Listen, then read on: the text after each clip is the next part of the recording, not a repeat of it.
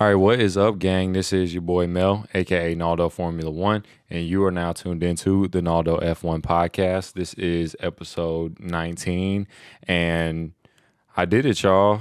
We did it, Joe. Your boy did it, man. I went to the U.S. Grand Prix at COTA on the outskirts of Austin, Texas, and it was absolutely fantastic, man. I wouldn't trade that experience for the world. I'm just gassed that I got the opportunity to be there. Again, shout out to my boy Eric for hooking up the tickets, man. We got the telly hooked up right. You know what I'm saying? We were staying right in the domain area, had the shuttle passes hooked up back and forth to the track. But, we're going to get into all of that good stuff later. What an experience, man. Yeah, let me just start by let's get the housekeeping out of the way. And if you're listening to this or watching this on YouTube, pause the episode for a quick second after I say what I need to say right now, and just go ahead and subscribe to the show. If you're on YouTube, it's right there. Just click the red subscribe button, hit the bell for the notification so you know every time I drop. If you're listening to this on audio platforms, make sure that you follow or subscribe to the show or add the show to your library, whatever app you're listening to. This is available on all platforms. Download the episode. That's key. Download the episode for me. Just show me a little bit of love. Like I said, if you ain't smashing all those likes and subscribes, man, you're a hater. Just like I said last episode. But yeah, let's go ahead and get right into the actual nitty gritty of the weekend, man. What an experience. So me and my fiance drove up to Dallas on Thursday evening, and we kind of rested up Thursday night, and me and my boy Eric headed out to Austin Friday morning or like early afternoon Friday. So unfortunately, due to timing circumstances and like some extenuating stuff, we weren't able to make qualifying on Friday, which broke my heart a little bit, but it's okay. I still watched it, and we still got to actually go to the track on Friday. We just missed qualifying by a little bit. And boy, what an experience, just taking in like the whole like aura of the circuit and being able to like just see the track in person and identify all the corners that I'm so familiar with from seeing on TV and playing the F1 game and being on simulators and stuff like that. You think that you learn the track so well, but you just don't get those little nuances when you're driving on simulators or watching it on TV. Like, the track has way more camber and undulation than I originally thought. It literally looks kind of like a roller coaster circuit. We tried to pretty much circle the entire grounds for the most part over the course of the weekend, not in one day, because the facility is absolutely humongous. I mean, the track is a little less than 3.5 miles, and the facility is surrounding that. So was the theme of the weekend. Was we did an absolute shit ton of walking. Like, if you're ever going to COTA or pretty much any F1 circuit for the most part, unless you have like grandstand tickets, and even if you do, you're probably going to be doing a lot of walking, like a lot. Like, I genuinely feel like I walked maybe pretty close to 10 miles over the course of the whole weekend. Like, it was a lot of walking. My legs are still sore, and this is Tuesday evening. So we got back on Monday evening yesterday, rested up. I did not feel like recording yesterday. I didn't have the energy to do anything. I unpacked, but just barely. So, yeah, Friday was an experience. We got to go to the merch stands and pay for a lot of overpriced merchandise. But, you get that experience of buying it at the track. And so that piece becomes sentimental to you, and it holds like a value that's bigger than just, oh, I just got a Mercedes shirt, or I got a hat, or I got my fiance like a McLaren hoodie and like a Lewis Hamilton shirt. And it just holds a little bit more value when you actually buy it at the track, because it becomes an experience, not just a thing that you have. And so that was cool. I knew what I was getting myself into too. I knew all the merchandise would be overpriced versus what you could get online, but that wasn't really the point, was it? The point was to go to COTA, see F1 in person, have the experience of just taking all of it in person. Pause. So, yeah, it was a great weekend, though. Well, we'll get into the nitty gritty of the weekend a little bit later on in the actual racing. But, yeah, okay. refocus, reset, reboot. Sorry, I'm just a little still depressed over the results. If you're listening to this, then you've probably already heard that Lewis and Charles both got disqualified for the weekend, or not for the weekend, but for Sunday's race due to a technical infringement on their skid planks on the bottom of the cars. Had a little too much wear on it, and by a little, I mean like tenths of a millimeter. But yeah, I mean, we're talking like microns here, and they've gained basically no performance advantages whatsoever. But that's besides the point. We're talking about just the overall my USGP experience. And so, yeah, Friday was great, walking the grounds and seeing all of those famous turns. Turn 1, turn 11 was a great spot to view the track. Turn 15 was really cool, like the long, like triple apexed right-hander corner was really cool, seeing the cars go through there. We saw a little bit of the other feeder series or support series over the weekend. Porsche Cup was there this weekend, so it was cool seeing those cars. I'm just like a car guy, so it doesn't matter what kind of racing it is. I'm interested. F1 Academy Series was there, and I think the F1 Academy Championship was secured this weekend as well. Let me pull this up so I'm not misquoting anything. But while I pull this up, you can continue talking. Yeah, it was such a cool experience just seeing all of these famous corners, and then it was the evening time too, so the track is beautiful as the sun starts to set. And yeah, just Friday was more so about just taking it all in and kind of prepping myself. I wanted to be there for qualifying. Unfortunately, we didn't get a chance to make it on time. Yeah, it was just it was a lot, and I was just gassed the whole time. I felt like I was shell shocked. Saturday was a big day, so we had the sprint shootout on Saturday as well as the sprint race on Saturday. So that was a cool experience. Long day. It was hot as hell, man. I kid you not. Like, I was so happy that the weeks before I was checking the weather and like, oh, what do I need to pack? What do I need to wear? And, I'm trying to put that shit on just a little bit. And they're telling me, oh, like the highs are going to be in the low 80s and the lows are going to be like the 70s. So I'm like, perfect. It's going to be a nice breeze. Austin has a lot of hills. So, that breeze is going to come through real nice. I'm going to be able to, put some nice pants on, my Mercedes gear, my Lewis gear. I'm going to have that shit on. Minus the shoes, of course, because I had my walking shoes on. I took beaters to Austin with me. I didn't wear no dripped out shoes because it was, like I said, it was a shit ton of walking. And yeah, it didn't end up being that at all. It was hot, man. I think Friday and Saturday it was both above the 90s, and then Sunday it was right at 90, and you couldn't tell me that it wasn't 90 while we were out there, because on that hillside when you're in GA, I don't know if I announced that, but we were in GA, so we had like the grounds passes, and so we had areas to basically post up where we could bring like lawn chairs and stuff like that out and kind of hang out and kind of be in the grassroots, no pun intended, of like racing and really getting that full experience of like your average F1 fan. And it was really, really cool. Definitely would do it again.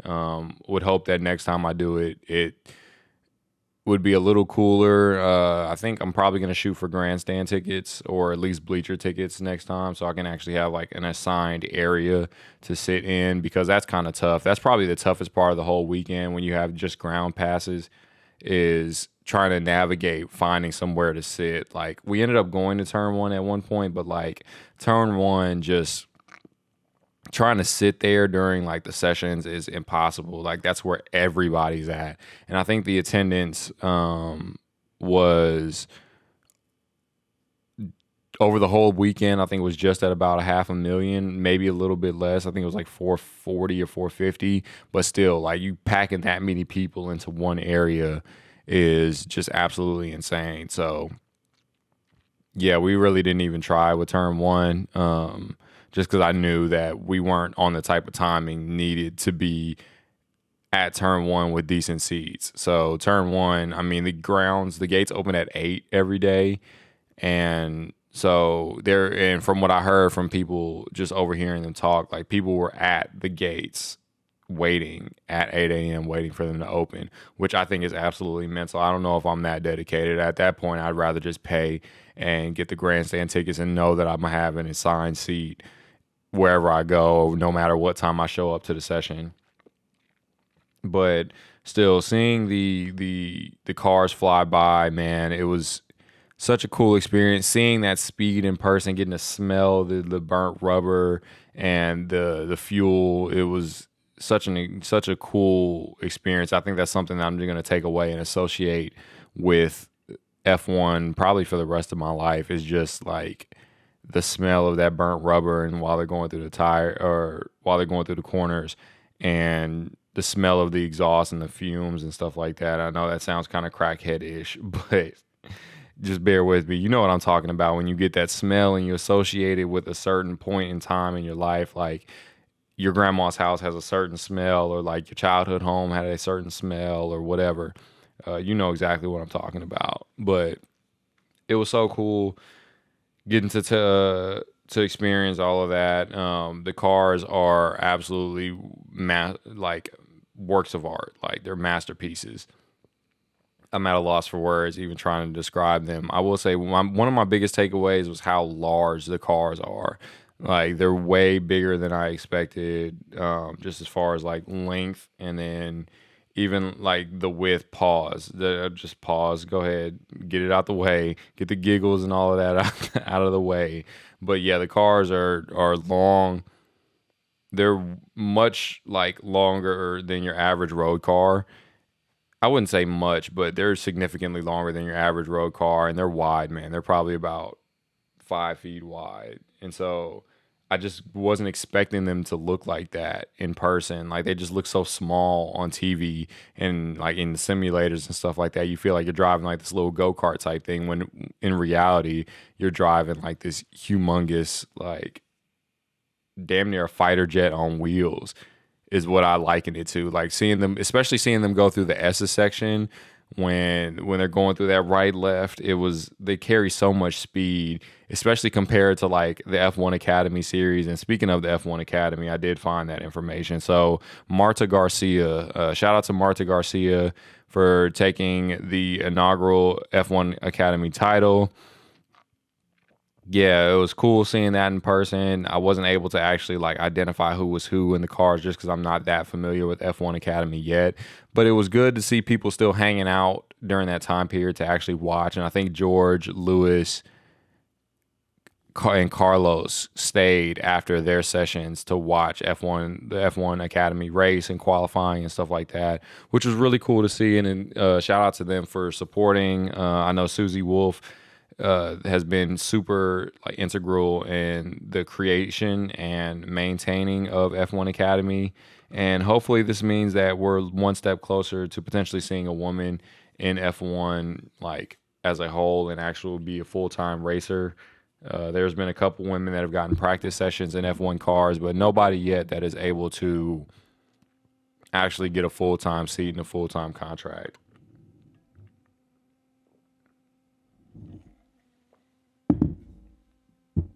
Yeah, so shout out to Marta Garcia for taking the inaugural F1 champion or F1 Academy championship. And back to Formula One and just kind of the COTA experience. So then there was that was pretty much the sprint race. Sprint race was exciting. It was at 5 o'clock local time, like Austin Central time, and seeing that sunset and the way the sun bounced out the cars and stuff like that, it was just amazing.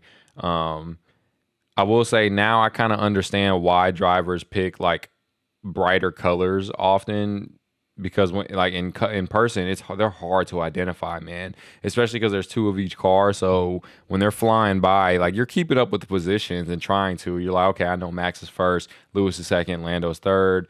So you kind of know, okay, the first Red Bull that goes by, that's Max.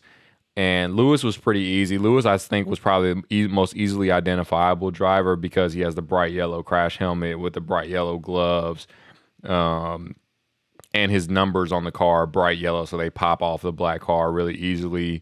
And so I kind of would use process of elimination to identify the car. So, okay, Max flies by. Okay, that's the first Red Bull. That's obviously Max. And then Lewis, just said, with the bright colors, easily identifiable. Lando was easy because Oscar was out on like lap 2 of the feature race. So I'm like, okay, well, the only McLaren that's obviously Lando. Shaw was kind of easy because the green helmet, the special edition green helmet that he wore this weekend, popped a lot off of the red Ferrari, so it was easy to see him. And then their numbers are white, so the numbers kind of really stood out, and they were easily like the Ferraris are pretty easily identifiable. But like I would say, like the midfield to the back markers, I couldn't tell who was who, especially like the Hasses, the Williams, and the Alfa Romeos. Like their numbers are really dark on the car, and the area where the numbers are at on the car is dark as well, so it doesn't really give any contrast. So it's really hard to see. And like I bullshit you not, the way that the cars were carrying speed through the corner and like trying to watch them, I'm like doing this like the whole time, like trying to get my eyes to carry and watch where like what they're doing and identifying. But yeah, like especially on like lap 1 and probably pretty much like the first 5 laps when the cars are really, really close together, it's literally like, and they're just flying by you right in front of your face. And it's just like hilarious. Like, like it was such a like surreal experience, but it was so cool at the same time. And the crowd was great. The cheers were loud. Obviously the drivers can't really hear the crowd when they're in the car because you got that big engine behind you. And you got your earplugs in, the team is talking to you, and you're tunnel vision focused, so they're not really paying attention to the crowd. But it was cool though. It was absolutely maxed out there, like shoulder to shoulder. And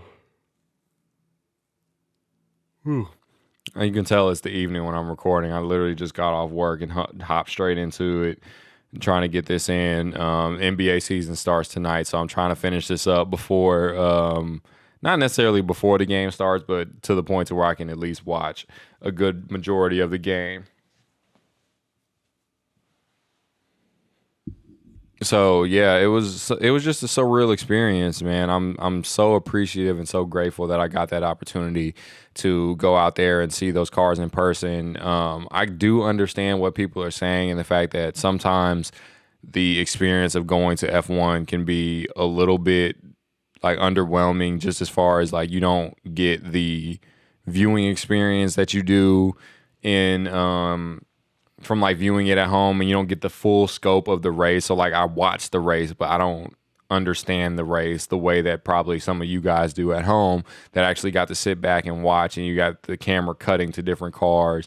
Like you only get to see them pretty for the most part at whatever point you're at on the track. So if I was at turn 11 had a good view of like turn 1 and like the S's section and then a little bit of the last sector, but you only get to really see the cars where you're at. You don't really get to see what's going on around the track at all times. There were some screens around the track. That's probably my biggest gripe with COTA is I wish that they put more screens, especially in the common viewing areas, so that you could see the race broadcast while you're watching the race, because it's actually a pretty big gap from when like the cars go by to when you see them again. Like I know like each lap is probably, I think the race laps they were doing in the 140s. So it's like a minute 40 before you see the car again, but that it feels like a really long time before you see the cars again. And then turn 15, I think you can see up to turn 1 a little bit. Like you can see like the exit of turn 1 and see them come down that hill into the S section, and then you don't see them again until they pretty much right in front of your face. But overall, it was a great experience. I would definitely do it again. I want to kind of hopefully progress up through the ticket rankings and like, okay, next year we get bleacher seats, or maybe not next year because I'm probably going to be getting married around that time. And I say probably, I will be getting married around that time. Like the debt is already, when I said probably, I meant like, depending on where they put the date and the date of the race, not the date of my wedding. That's already set. And I may or may not go depending on what the funds are looking like during that time period. You know, weddings are pricey, and So I'm penny pinching right now, probably for the next like 9 months. I'm gonna be really, really penny pinching. So who knows? But definitely 2025, I'm gonna try to go back. Or who knows? I could go to Miami or Vegas and just kind of see what that's talking about. But yeah, I would definitely do it again. Would definitely recommend. It's a great experience, and Coda's an absolutely fantastic track. One big takeaway that I did have was it seems like a lot of the people that were there, and maybe this wasn't the majority, maybe this is just the people that I met. It seems like they were there just kind of as a perk from their corporate job. So maybe they worked for a team or for a company that sponsored one of the teams. And so the company ended up getting tickets and they just kind of give them out to the employees. And the employees are kind of like, oh, well, shit, it's something to do. So I might as well like try to check it out. And that's cool too. But I was hoping to meet more like actual fans like me that were really passionate about the sport and just enjoy watching F1 in general and not necessarily are here just as something to do. But overall, I think the crowd was really good. I know there was like some stuff bouncing around online about the crowd booing Max when he was on the podium. And then somebody came out and said Greg Abbott, the governor of Texas, was on the podium giving away the trophies, and that's who they were booing and not necessarily Max. But I can see it going both ways. Most people in Texas, unless you're like way, way out there, and if you know what I mean by way, way out there, yeah, unless you're way, way out there, they usually don't support Abbott. So that could be the case. But I know Max, this wouldn't have been the first time that Max got booed on the top step of the podium, especially because Lewis was so close to getting that first race victory in almost 2 years, man. I think it's we're coming up on 2 years to the date of his last race victory, which absolutely depresses me. But there are guys out there whose favorite driver or favorite team haven't won a race since they've been alive. So I can't complain too much. Lewis has a plethora of victories to go back on. So I know he'll come good at some point. Yeah, so let's get into the actual racing. That was pretty much my experience. I don't think there's really anything else. I am happy that the UT Longhorns were not in town. They did beat my UH Cougars, my alma mater school. I'm still pretty pissed about that because I feel like we got fleeced, and I'm just going to continue moving on because I don't really want to get back into it because it's going to piss me off all over again. And this was just a rough weekend for me sports-wise. Yeah, it was an amazing race. It seemed like anybody could have won the race, especially for the first half. Now, once Max got into the lead, it looked a little tricky, but yeah, it seemed like at the beginning of Sunday, it could have been anybody's race. Charles kind of bottled it off the line.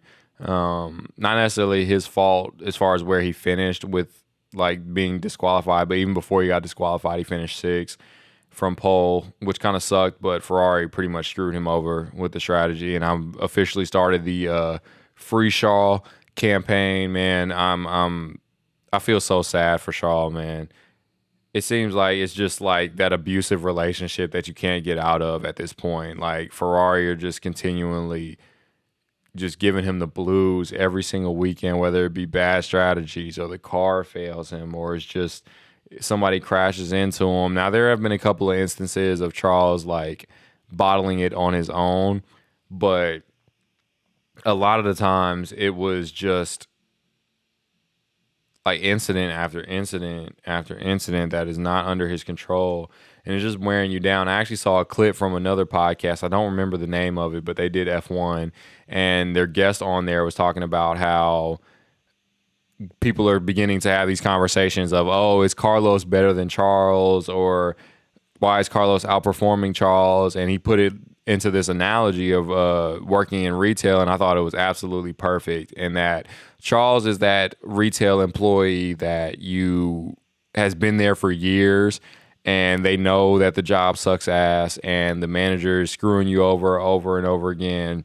and they're just completely like jaded by the situation and completely kind of mentally checked out from the situation. They still are, that they're high performers and that they have the capabilities to do the job very well, but the job has just proven over and over again that they don't give a shit about them. So they're like, why am I going to continue to put my energy into this? And then Carlos is that new employee that comes in where they make one good sale or whatever, and then the manager is like, see, you should have that attitude of them right there. And it's like, no, they don't understand that this job fucking sucks. And they'll get there eventually. But I do think that where Carlos does have an advantage, that Carlos is a lot more assertive with the team than Charles is. And I wish Charles was more like this. I wish Charles would basically just like put his foot down and tell the team, hey, well, no, we're not doing that. We're not doing the one-stop strategy. I'm not going to pit right now, or you need to pit me right now, whatever. Because Carlos does stuff like that. Carlos will say, oh, no, I think we need to do the two-stop. Like, I want to do the two-stop. Or, no, I don't want to go on to hard tires. I want to go on to the medium tires. And Charles just needs to be a little bit more aggressive with the team and more assertive. And I know it can be intimidating because it's Ferrari and that's the team that he grew up loving. And so you kind of put them on this pedestal to the point of where like you feel intimidated to try to put yourself above the team. But to be honest, that's what all the championship drivers did. Max, Lewis, Vettel, Schumacher, Alonso, all of them had this aura of I'm bigger than the team and I'm the guy and y'all need to work around me. And I think if Charles is ever going to get to the point of being the guy and this future world champion that everybody believes that he can be, I think that he needs to reach that level of assertiveness to tell the team, no, this is what I want to do. This is what I feel like is best. And this is what we're going to move forward with. And not saying that the team are never right, because they have gotten some strategy calls right this season, but it's seeming like it's becoming a trend of not being able to make the right calls at the right time. So that's just kind of my takeaway from Ferrari's race.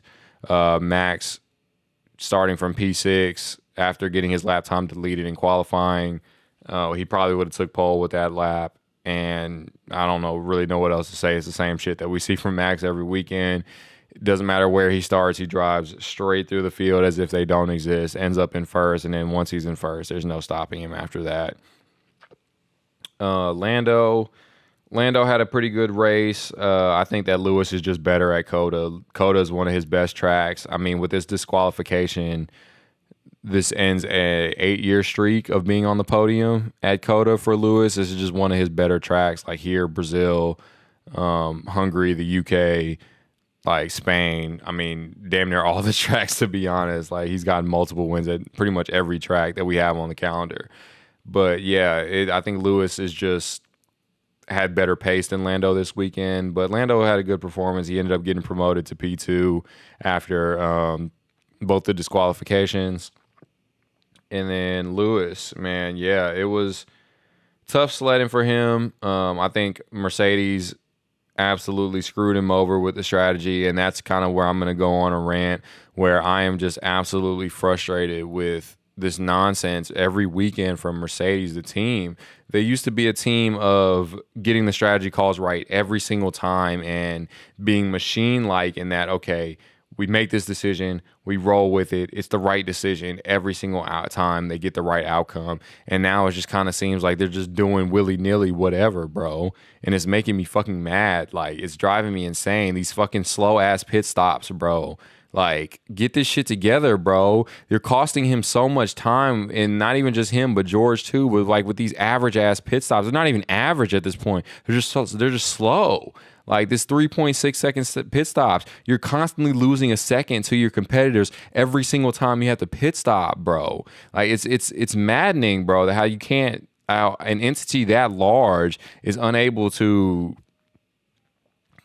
get their pit stops right consistently. Red Bull, McLaren, even Ferrari putting in 2.3, 2.4 second pit stops. Hell, McLaren put in a 1.8 second pit stop last race in Qatar. Red Bull have constantly set records for being able to do the fastest pit stop. Those tenths of a second, those seconds matter. When you got your rivals putting in 2.2 second pit stops and you're putting in a 3.6 second pit stop, that's costing you time over the course of the race, and that's costing you even track position to certain drivers because of overcuts and undercuts. And so it's frustrating the shit out of me to watch this every single weekend where these guys just don't perform at the level that they need to perform. This is a high level sport. This is intensity. It's cutthroat. If the drivers don't perform, guess what? They get them out of there. And I'm sorry, but the same needs to be held for the pit crews. If the pit crews aren't getting their job done and performing these pit stops to the at least an average standard, you got to go. I'm sorry. We got to bring in new crews.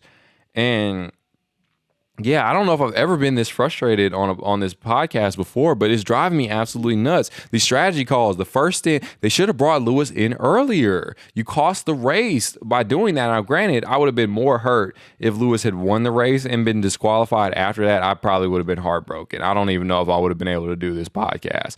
I'm already kind of like, damn, I never want to go back to COTA because I feel like I'm bad luck. But yeah, you cost them a potential race victory because of your strategy calls, and it's starting to become a trend because it happened in Brazil, it happened in Zandvoort last year. Where else did it happen? It happened in I feel like there was one more race. I think Silverstone last year, he potentially could have won a race. There were so many races that he could have won that you ended up costing him the race victory because of these dumbass strategy calls. I think Hungary last year too. I think he came close to a race victory. Or no, that wasn't Hungary because George was on pole on Hungary last year. Lewis didn't qualify well in Hungary last year, if I'm not mistaken. But yeah, regardless, it's becoming a trend where you're costing race victories because of these dumbass strategy calls, man. And it's starting to piss me the hell off.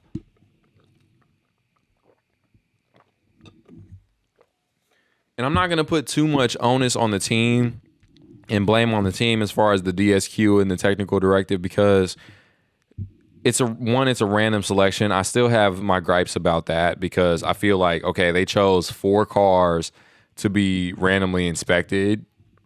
They chose Max, Lando, Charles, and Lewis to be randomly inspected. Charles and Lewis got disqualified. So that's 2 out of the 4 cars that you inspected. That's 50%. So if 2 of the 4 cars failed, shouldn't that trigger like a red flag and say, okay, we need to inspect all the cars? That's just all I'm saying. I'm not saying that Lewis and Charles shouldn't have been disqualified, even though it's tricky because we're literally talking about like microns, man, like tenths of a millimeter. Like I think they said Charles's plank was too worn by like 4/10 of a millimeter.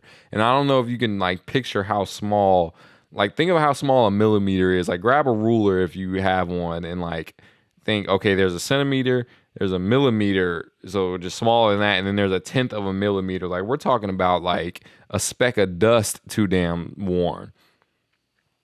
And so yeah, like it's just, I don't put that too much on the team because track conditions, the wind, anything can play a factor. Air pressure, anything of those things can play a factor as to why the plank was more worn today than it was on or not today, but on Sunday than it was on Saturday or Friday, because they've been in Parc Ferme since Friday, which I also don't like. I don't think that Parc Ferme should be set until after Saturday because it's just not really like a fair, you don't get a chance to really fairly evaluate the car in one day through one practice session.